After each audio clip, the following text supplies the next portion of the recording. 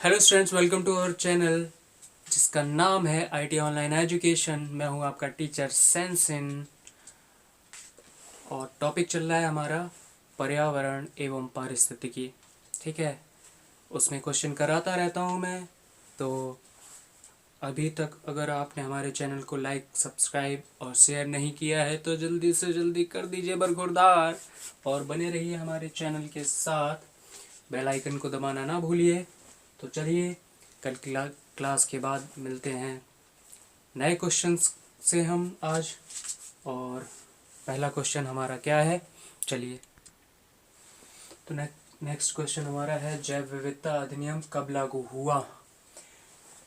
जैव विविधता अधिनियम हमारा 4 ऑप्शन दिए हैं, 2002, 2003, 1999, 1982।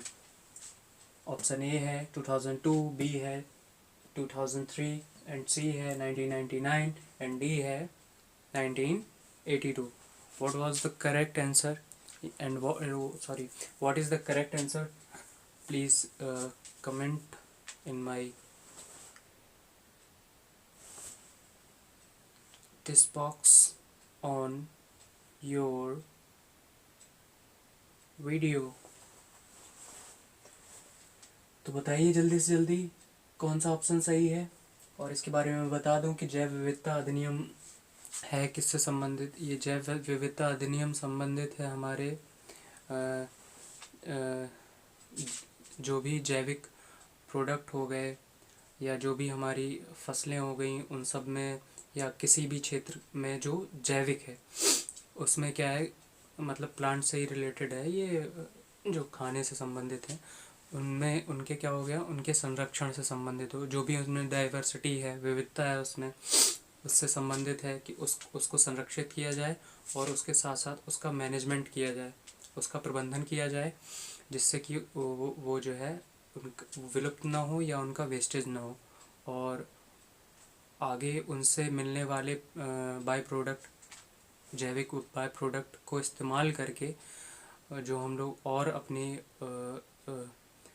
जैविकता को मजबूत करेंगे, यानी जैविक प्रोडक्टों को और मजबूत तरीके से उनको क्या करेंगे, बाई प्रोडक्ट करेंगे, मतलब फिर से उनको और अच्छे रूप में हम लोग विकसित करेंगे। साथ साथ उससे होने वाले लाभों को हम लोग क्या करेंगे, शेयर करके और आगे और भी मतलब सशक्त होंगे।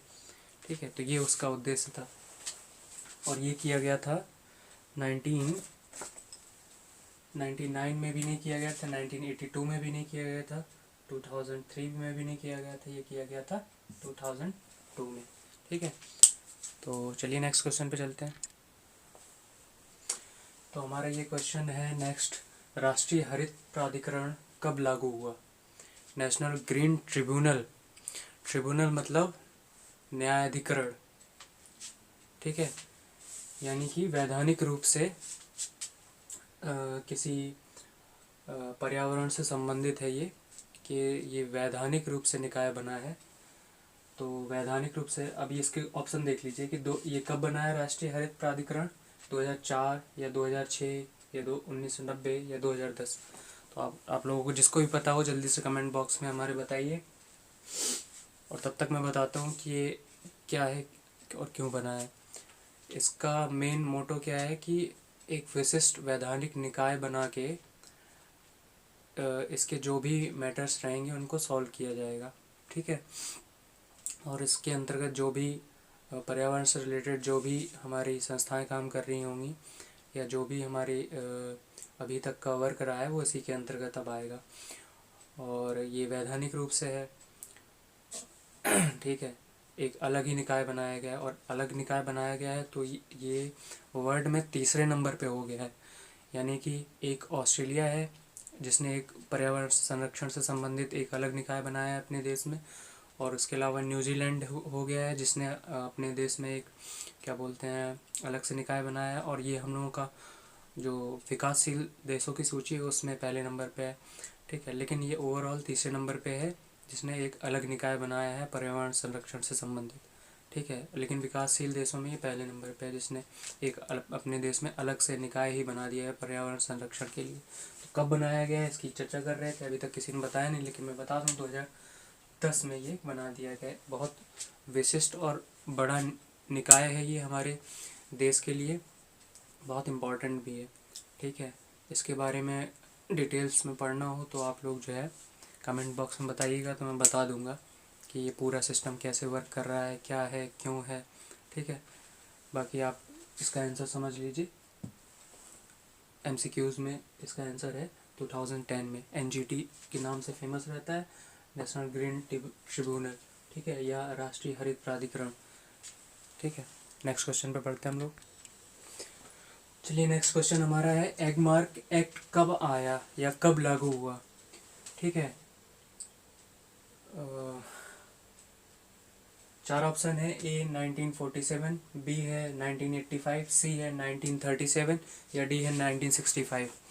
अब ये एगमार्क है क्या? ये हमारी कृषि उपज की ग्रेडिंग और मार्केटिंग से संबंधित है।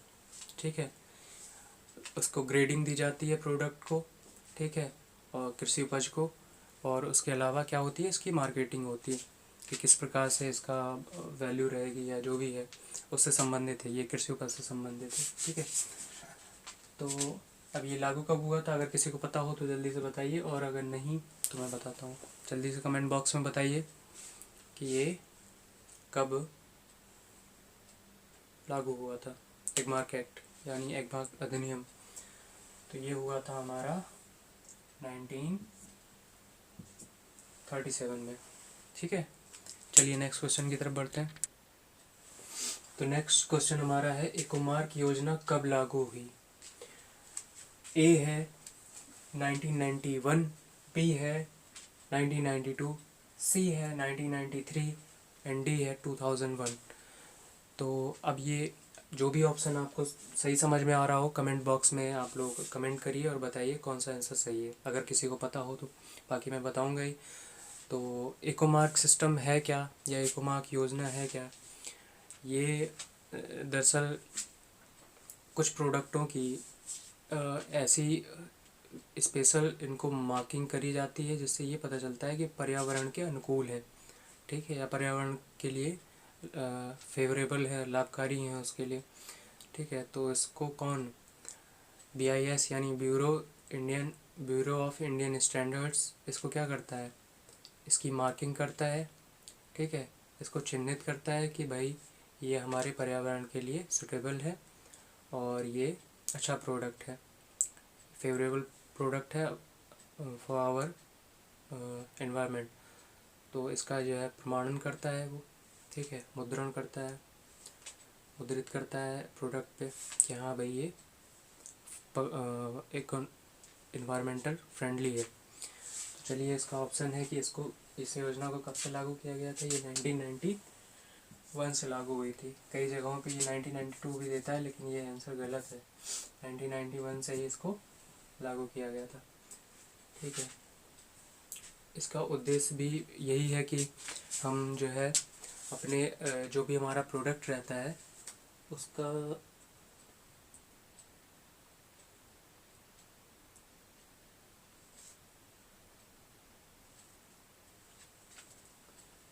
उसकी जो भी है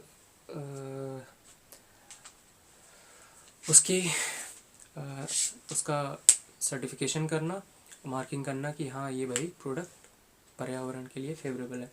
ठीक है, तो ये हो गया हमारा नेक्स्ट क्वेश्चन। अब बढ़ते हैं। तो नेक्स्ट क्वेश्चन हमारा टाइगर प्रोजेक्ट कब लाया गया, या टाइगर प्रोजेक्ट कब इसको लॉन्च किया गया था। तो ऑप्शन ए है 1962, बी है 1972, सी है 1952 एंड डी है 1942। तो चलिए, जिसको भी पता हो आप लोग कमेंट बॉक्स में बताइए, बाकी अगर नहीं पता है तो मैं बता दूंगा। और सबसे इम्पॉर्टेंट चीज़ कि टाइगर प्रोजेक्ट था क्या। तो 19th सेंचुरी जब शुरुआत हुई तो उसमें पता चला, शुरुआत के बाद मतलब हाफ 19th सेंचुरी बीत चुकी थी, तो शताब्दी की आधी शताब्दी बीतने के बाद पता चला कि बाघ तो हमारे वन्य जीवों में सबसे प्रमुख है। तो अब उसमें क्या हो गया कि जो उसकी स्थिति थी, जो अभी तक उन्होंने मॉनिटर कर रखी थी कि लगभग वो 5000 के आसपास थी, अब वो घट कर रह गई थी कितनी, 1827 के आसपास रह गई थी। और ऐसा क्यों हो रहा था, उसकी वजह ये थी कि कई लोग इसको कई तरह से इस्तेमाल कर रहे थे। कुछ लोग शिकार के रूप में इस्तेमाल करते थे, कुछ लोग जो है उसके खाल का इस्तेमाल करते थे, कुछ लोग मांस के लिए, कुछ लोग जो है उसकी हड्डियों का चूर्ण बना के, कुछ भी किसी भी तरह से अपनी दवाइयों या जिस भी रूप में इस्तेमाल कर रहे थे। तो वो विलुप्त की कगार की तरफ बढ़ रहे थे कि वो एक्सटेंट हो जाएंगे। तो अब इसके लिए क्या किया गया कि वन्य जीव संरक्षण वालों ने क्या किया, उनका संरक्षण करना शुरू किया। तो इसके लिए क्या किया गया, सबसे बड़ी मुहिम चलाई गई कि बाघों को संरक्षित करने के लिए टाइगर प्रोजेक्ट लॉन्च किया गया।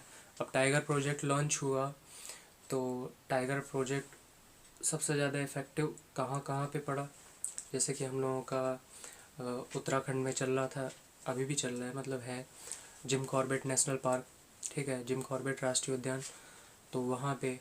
और उसके अलावा कहाँ पे है अभी, दूसरा है हम लोगों का क्या बोलते हैं, सुंदरबन पश्चिम बंगाल में राष्ट्रीय उद्यान, ठीक है, सुंदरबन राष्ट्रीय उद्यान। तीसरा है हम लोगों का मध्य प्रदेश में बांधवगढ़, ठीक है। और चौथा है हमारा राजस्थान में सरिस्का राष्ट्रीय उद्यान।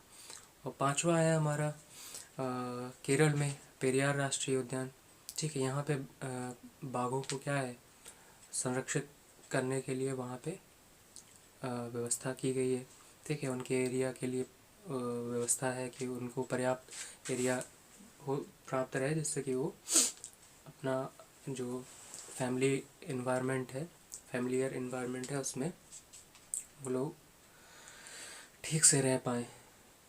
तो टाइगर प्रोजेक्ट के तहत ये पाँच जो हमने बताए जगह, ये उसके अंतर्गत ही आती हैं अभी भी। और लॉन्च किया गया था ये 1972 में, ठीक है। चलिए नेक्स्ट क्वेश्चन की तरफ हम लोग बढ़ते हैं।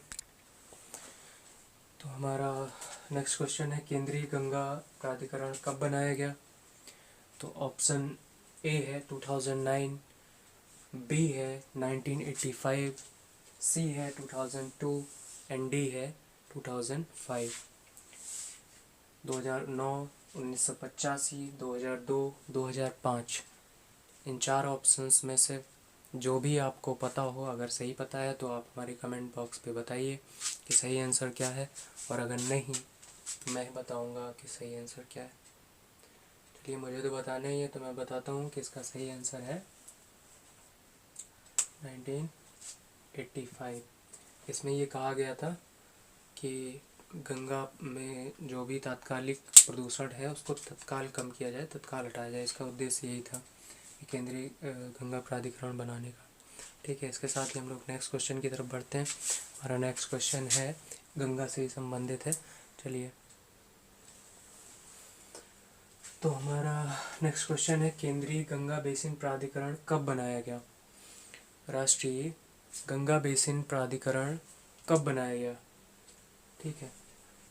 तो ऑप्शन ए है 2009, ऑप्शन बी है 1985, ऑप्शन सी है 2005, ऑप्शन डी है 2001, ठीक है।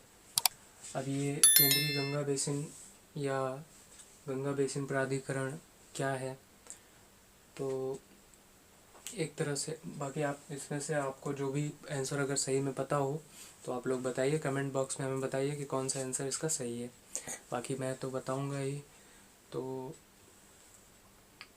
गंगा बेसिन प्राधिकरण मोस्टली बनाया गया है कि सबसे ज़्यादा हम लोगों की पॉपुलेशन गंगा के आसपास में जो भी निवास करने वाली है, पॉपुलेशन लगभग 40 करोड़ के आसपास, वो जो है सबसे ज़्यादा प्रभावित होती है किससे, गंगा से, ठीक है। तो गंगा को मुख्य सोर्स, इसके जो भी वाटर रिसोर्सेज हैं वो भी इसके आसपास ही हैं।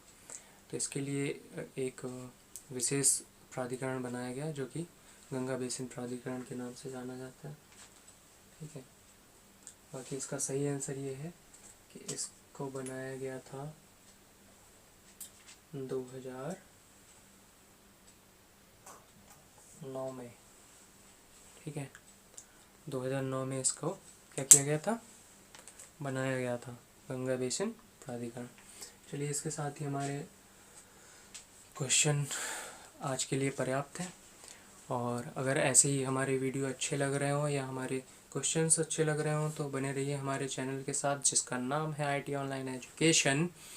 और हमारे चैनल को लाइक करिए, सब्सक्राइब करिए और शेयर करिए। और हाँ, बेल आइकन को दबाना मत भूलिए ताकि आप तक हमारे सभी वीडियोस पहुंचते रहें, अप टू डेट रहें आप। यही हमारी कामना है आपसे। ठीक है, थैंक यू।